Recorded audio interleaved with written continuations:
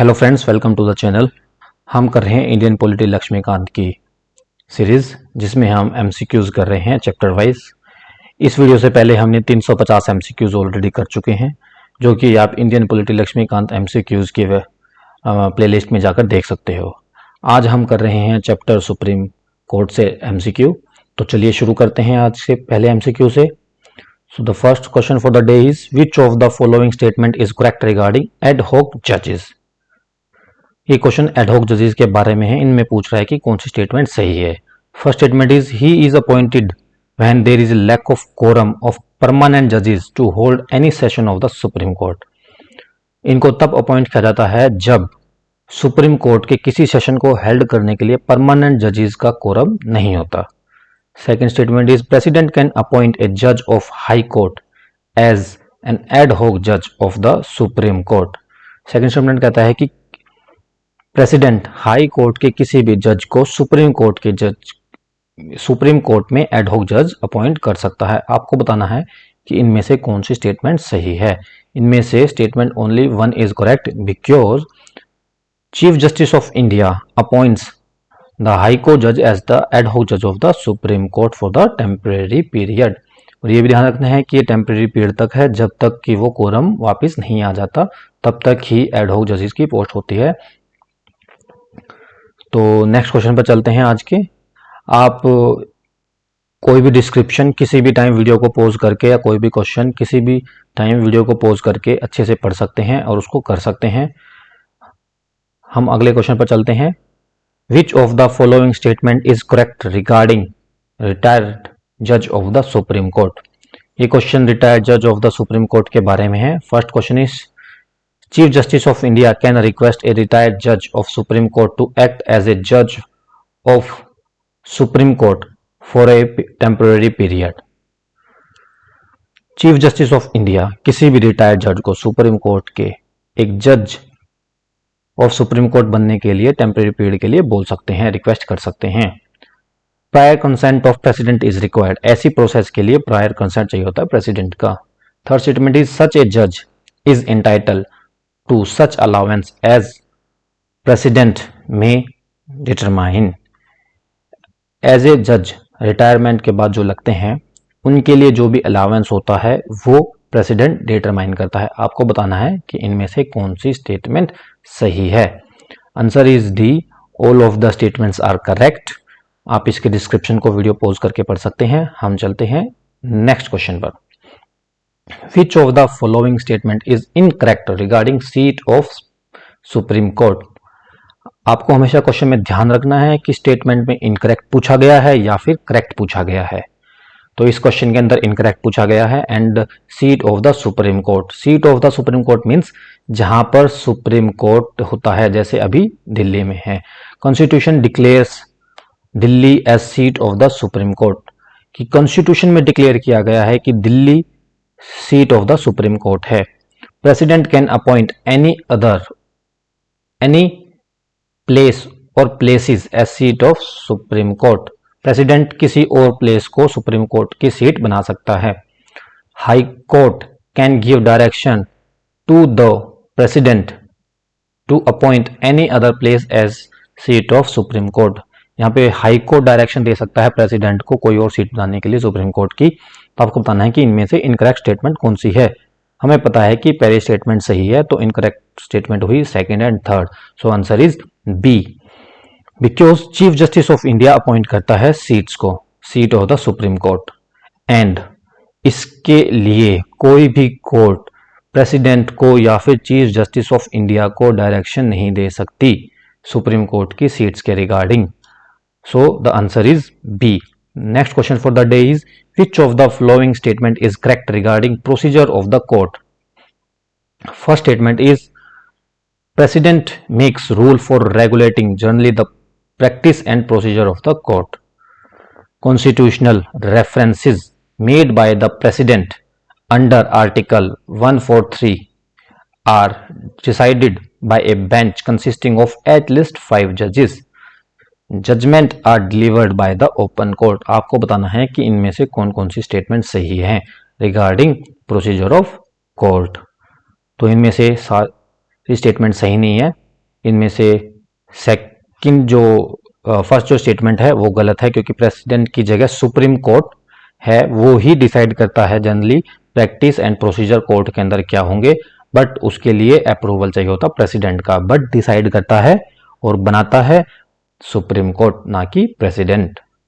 And ये बात important है कि आपको ध्यान देने लायक है कि कोई भी कॉन्स्टिट्यूशनल केस अगर प्रेसिडेंट रिकमेंड करता है रेफरेंसेस अंडर आर्टिकल 143, उसको 5 या 5 से ज्यादा जजेस की बेंच ही डिसाइड करेगी उस केस के ऊपर। Next question for the day is which of the following statement are correct regarding feature of the supreme court. आपको बताना है कि इनमें से कौन सा सुप्रीम कोर्ट का फीचर है।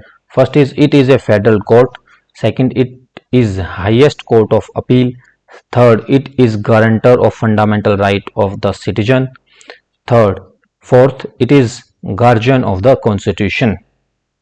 आपको बताना है कि इनमें से कौन सा सुप्रीम कोर्ट का एक फीचर है। इनमें से यूजुअली यूपीएससी क्वेश्चन भी पूछ चुका है, इसमें से पहले पूछ चुका है गार्जियन ऑफ द कॉन्स्टिट्यूशन कौन है, जिसका आंसर था सुप्रीम कोर्ट, तो मतलब कि फोर्थ स्टेटमेंट ऑलरेडी सही है। एंड फंडामेंटल राइट्स का गारंटर भी है, क्योंकि अगर सिटीजन के फंडामेंटल राइट्स का कोई भी लॉस होता है तो directly they can go to supreme court, and it is highest court of appeal and it is a federal court, so all of the statements are correct. Next question is consider the following statement regarding independence of the Supreme Court. Judges of the Supreme Court hold their office during the pleasure of President as they are appointed by him. Allowance and the pension of staff of Supreme Court are charged on the consolidated fund of India. Parliament is not authorized to curtail the jurisdiction and the power of Supreme Court. आपको बताना है कि supreme court की independence के regarding कौन सी statement इनमें से सही है। पहली स्टेटमेंट कहते हैं कि जो जजेस हैं सुप्रीम कोर्ट के वो अपना office pleasure of the president के अंडर ही रखते हैं, क्योंकि प्रेसिडेंट ही उनको अपॉइंट करता है। और सेकंड स्टेटमेंट क्या कह रही है कि जो अलाउंस एंड पेंशन है सुप्रीम कोर्ट के स्टाफ्स की, वो कंसोलिडेटेड फंड ऑफ इंडिया से चार्ज एक्सपेंडिचर होता है, क्योंकि मतलब कि इसके ऊपर पार्लियामेंट वोट नहीं करती।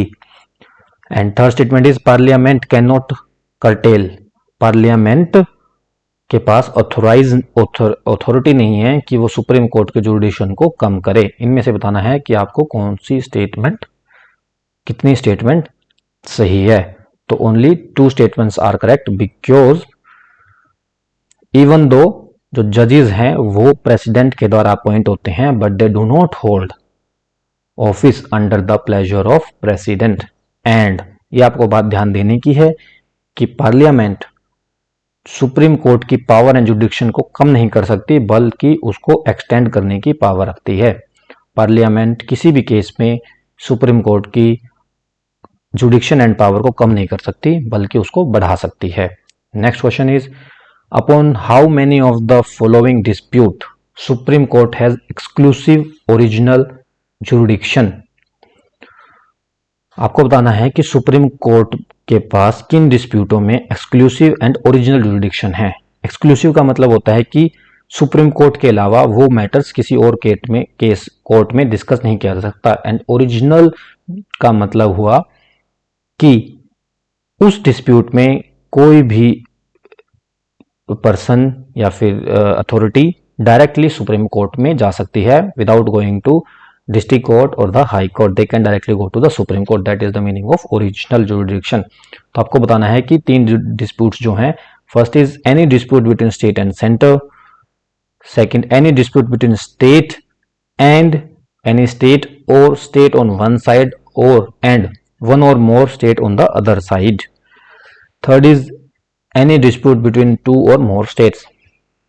तो आपको पता है कि सुप्रीम कोर्ट के अंदर centre and states different issues को लेके जाते हैं, तो ये तीनों ही स्टेटमेंट सही है। तो all of the above means की all the 3 statements are correct.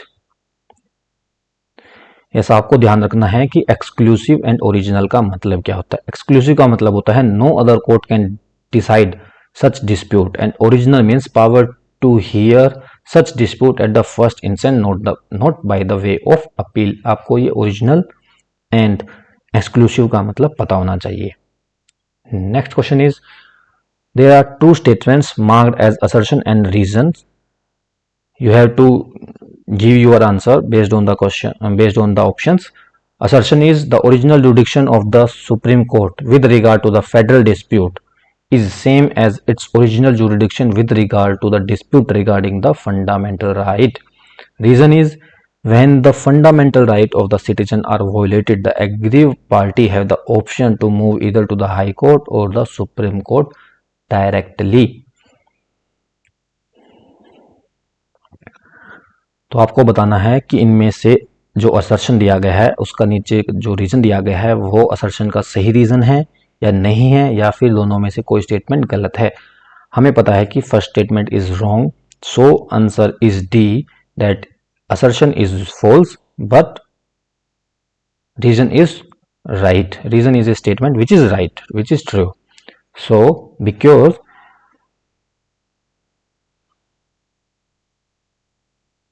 जो फेडरल डिस्प्यूट्स हैं वो एक्सक्लूसिव हैं, बट जो फंडामेंटल राइट्स के रिगार्डिंग जो ओरिजिनल जुरिडिक्शन है वो उसके अंदर सुप्रीम कोर्ट हाई कोर्ट के साथ पावर को शेयर करती है.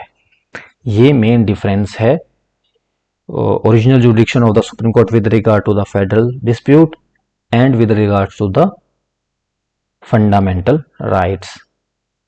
So the next question is which of the following statement are correct regarding writ jurisdiction of the Supreme Court and that of High Court. First statement is, ये question writ jurisdiction के बारे में पूछ रहा है high court के and supreme court की. तो statement first is high court can issue writs not only for the enforcement of the fundamental right but also for other purposes. High court writs issue कर सकता है ना केवल fundamental right के enforcement के लिए बल्कि किसी और पर्पस के लिए भी, जबकि सुप्रीम कोर्ट जो है वो सिर्फ और सिर्फ फंडामेंटल राइट के लिए ही रिट्स इशू कर सकता है. Second statement is president can confirm on the supreme court the power to issue writs for other purpose also. So दोनों स्टेटमेंट सही है. सॉरी, जो सेकंड स्टेटमेंट है वो गलत है. क्यों? क्योंकि यहाँ पे पार्लियामेंट होगा. पार्लियामेंट सुप्रीम कोर्ट को कन्फर्म करता है to power to issue writs in other purposes also, but high court has already power to issue writs in case of fundamental right and also for the other purposes, but supreme court के case में parliament उसको empower कर सकता है. So the last question for the day is under which of the following case Supreme Court can hear as a matter of right against the judgment in the criminal proceeding of the High Court. Question कह रहा है कि criminal proceeding जो कि high court के अंदर चल रही है उनकी जजमेंट के अगेंस्ट अपील सुप्रीम कोर्ट सुन सकता है as a matter of right. इनमें से बताना है कि कौन सी केस में as a matter of right सुन सकता है without any certificate from the High Court. First is High Court has on appeal reserved an order of acquittal of an accused person and sentenced him to death. Second statement is High Court has taken before itself any case from any subordinate court and convicted the accused person and sentenced him to death. आपको बताना है कि इसमें से कौन से case के अंदर सुप्रीम कोर्ट अपील को as a matter of right सुनता है. And answer for the question is C, because there are three conditions under which supreme court high court की क्रिमिनल प्रोसीडिंग्स की जजमेंट की अपील सुनता है, जिनमें से जो पहली दो हैं उनमें as a matter of right सुनता है without any certificate from the high court. But जो तीसरा है that itself says when high court certifies that the case is fit one for the appeal to the supreme court. तो इसका answer होगा सी. तो इसी के साथ हम आज का एमसीक्यू सेशन फिनिश करते हैं. इसी के साथ हमारे 360 एमसीक्यूज टोटल कवर हो गए हैं. आप सबसे रिक्वेस्ट है कि आप हमारी इस एमसीक्यूज के सीरीज को देखिए एंड साथ साथ में आप लक्ष्मीकांत को भी पढ़िए, क्योंकि ये सारे के सारे MCQs लक्ष्मीकांत की बुक से लिए गए हैं and they our chapter wise. तो आप फर्स्ट चैप्टर से स्टार्ट करके हमारे फर्स्ट MCQ से स्टार्ट कर सकते हैं। और मेरी एक रिक्वेस्ट है कि आप अपने फ्रेंड्स के साथ भी इस वीडियो को शेयर करें ताकि ज़्यादा से ज़्यादा लोग इस सीरीज़ का फ़ायदा उठा सके। Thank you for the day. जय हिंद।